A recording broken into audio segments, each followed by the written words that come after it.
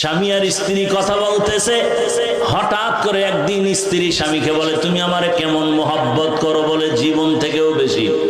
বলে তার নমুনা কি? বলে তুমি যা চাইবা তাই দিব, তুমি আমার জীবন, তুমি আমার মরণ। স্ত্রী একজন দিনদারি নারী, আল্লাহ ভোলা নারী, ডাক দিয়ে কয়, হে স্বামী,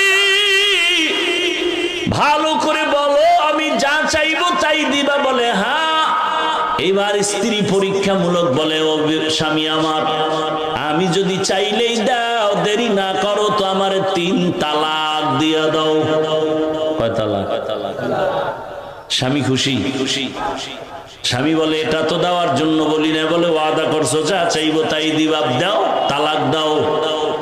দুইজনের ভেতরে মৃদু তর্ক শুরু হয়ে গেল।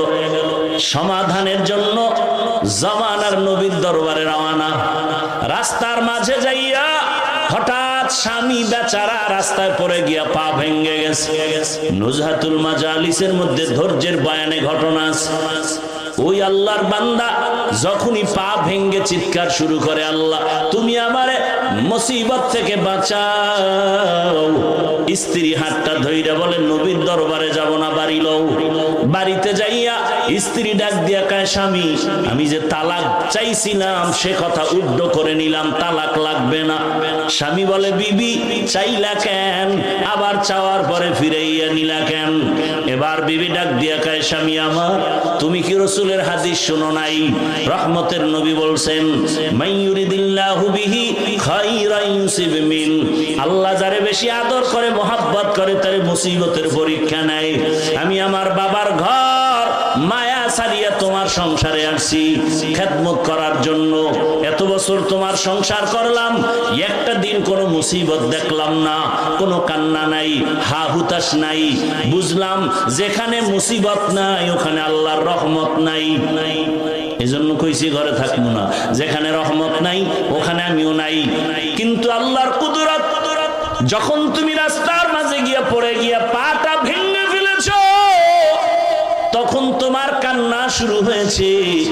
মুসিবত এসে গেছে। মুসিবত যেখানে আছে রহমত সেখানে আছে, আমিও সেখানে আছি। এ কারণে তালাক চাইয়া আবার ফিরায় নিয়েছি। আর আমরা সামান্য একটু মুসিবতে পড়লে আল্লাহরে শুদ্ধ গালি দেয়, আছে না নাই? আল্লাহ হেদায়েতের দৌলত দান করেন। আল্লাহ বলেন, আমি পরীক্ষার হলে পাঠাইছি, পরীক্ষা করিয়া তোমার ঈমানটা তাজা করব, যাচাই করব। আল্লাহর কাছে সাহায্য চাওয়ার জন্য 2 জিনিস লাগবে, ধৈর্য আর নামাজ।